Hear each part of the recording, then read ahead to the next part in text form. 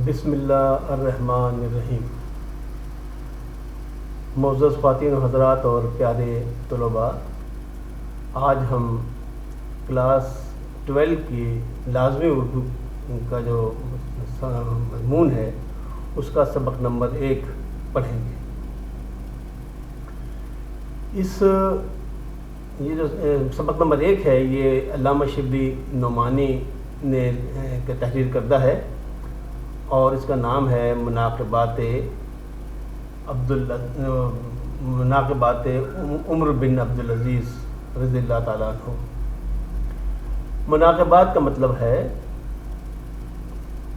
خوبیاں بیان کی گئی ہیں اس میں حضرت عمر بن عبدالعزیز، جن کو خلیفہ پنجم بھی کہتے ہیں، خلیفہ راشد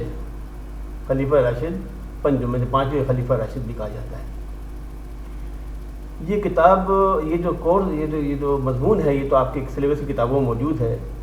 امید ہے آپ اس کو اپنے سامنے رکھ لیں گے، اس کو پڑھ لیں گے اور اس کے جو نیچے دیے ہوئی مشقیں ہیں میں آپ کو اس کے بارے میں سمجھاؤں گا تاکہ امتحانوں میں آپ کے کام آ سکے۔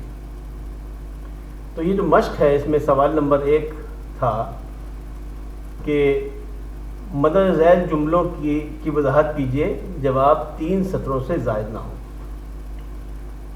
تو اس میں جو جز الف ہے اس میں پوچھا گیا ہے کہ مذہبی حیثیت سے انہیں عمر ثانی کا لقب دیا گیا۔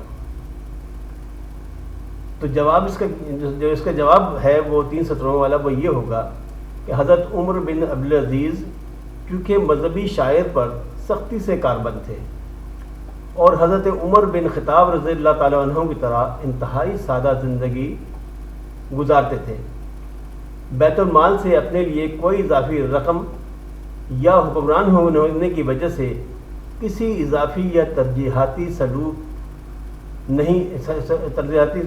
کے متقاضی نہیں ہوتے تھے اور انصاف کے معاملے میں مسلمانوں اور دیگر مذاہب کے پیروکاروں میں کوئی تفریق نہیں کرتے تھے، اسی لیے انہیں عمر ثانی کہا جاتا ہے۔ اب اس مشق کا جو سوال نمبر 1 ہے اس کا جز ب، اس میں پوچھا گیا ہے کہ ان کا ایک اور کارنامہ جو نہایت قابل قدر ہے سلاطین بنو امیہ کی ناجائز کارروائیوں کا مٹانا تھا۔ اس کا جواب 3 سطری جواب جو ہے وہ یوں ہوگا کہ جب بنو امیہ اقتدار میں آئے تو اسلام کا تصور خلافت دھندلا گیا اور اس کی جگہ ملوکیت نے لے لی۔ سلاطین بنو امیہ بجائے خلیفہ کے سلطان بن گئے اور خادم اسلام کے بجائے حاکم بن گئے۔ حضرت عمر بن عبدالعزیز کو جب یہ منصب ملا تو آپ نے خلفائے راشد کا طور طریق اپنایا۔ سلاطین بنو امیہ نے جن جائیدادوں پر قبضہ کر لیا تھا وہ سب واپس کر دی۔ اب آئیے جز جیم کی طرف، سوال نمبر 1 جز جیم۔ اس میں کہا گیا ہے کہ لوگ نہایت بے باکی سے ان کے اقوال اور افعال پر نکتہ چینی کرتے تھے۔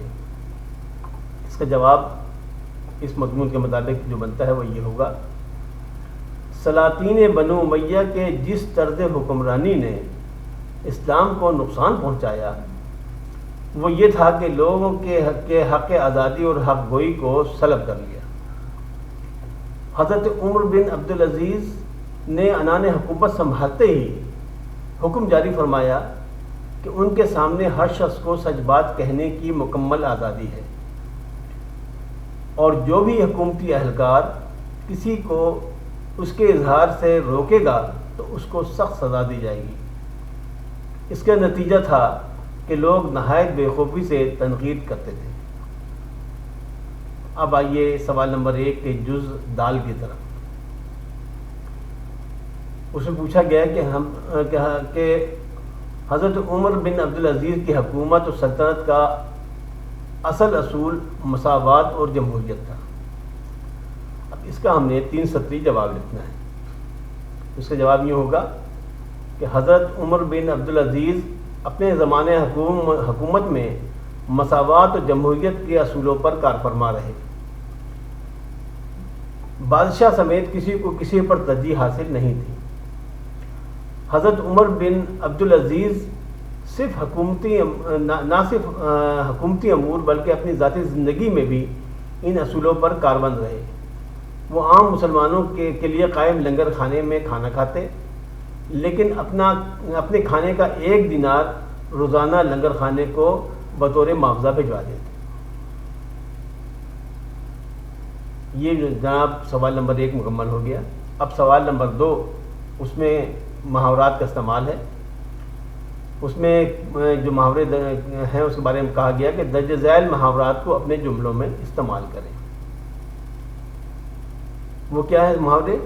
خدا لگتی کہنا، دست بردار ہونا، روک ٹوک کرنا، زبان بند ہونا، نکتہ چینی کرنا، دست و بازو ہونا۔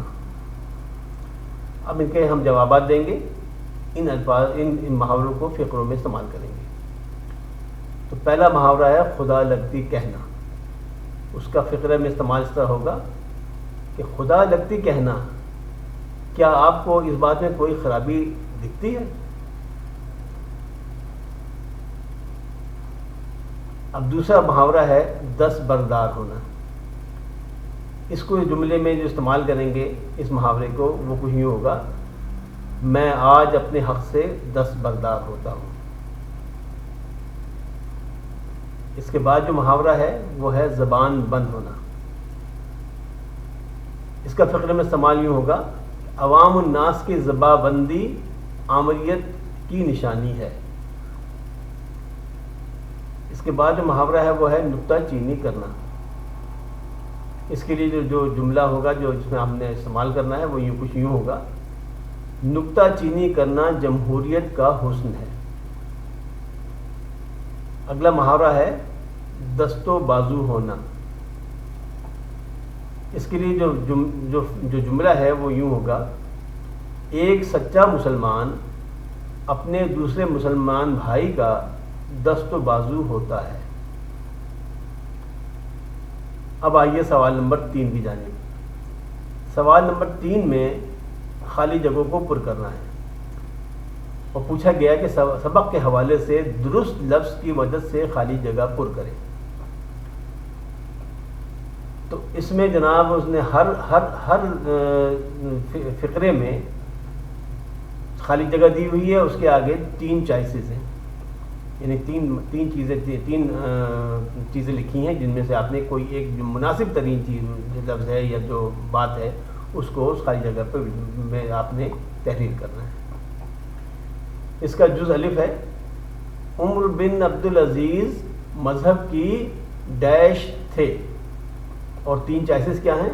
عملی تصویر، مجسم تصویر، مکمل تصویر۔ تو اس مضمون کے حساب سے جو بہترین لفظ ہے وہ ہے مجسم تصویر۔ تو فقرہ یہ کچھ یوں بن جائے گا، عمر بن عبدالعزیز مذہب کی مجسم تصویر تھے۔ سوال ب، 2 نہایت ڈیش شخص اس کام پر مقرر کی، اور اس کی جو چوائسز ہیں وہ ہیں متدین اور آسباز، نیک اور پارسا، پڑھے لکھے۔ تو اس مضمون میں جو ذکر آیا ہے اس کے حساب سے جو سب سے بہترین اس میں خالی جگہ کو پر کرنے کے لیے جو مناسب ترین لفظ ہیں وہ ہیں متدین اور آسباز۔ تو فقرہ یوں بنے گا، 2 نہایت متدین اور آسباز شخص اس کام پر مقرر کی۔ جز جیم، امیر المومنین میں خدا کی تحریر کے ڈیش مطابق فیصلہ چاہتا ہوں، اور اس میں چوائسز ہیں انجیل، توریت اور قرآن مجید۔ تو اس مضمون میں کے مطابق جو سب سے بہتر لفظ ہے جو فل ان دی بلینکس ہوگا وہ ہوگا قرآن مجید۔ تو فقرہ یوں بن جائے گا، امیر المومنین میں خدا کی تحریر قرآن مجید کے مطابق فیصلہ چاہتا ہوں۔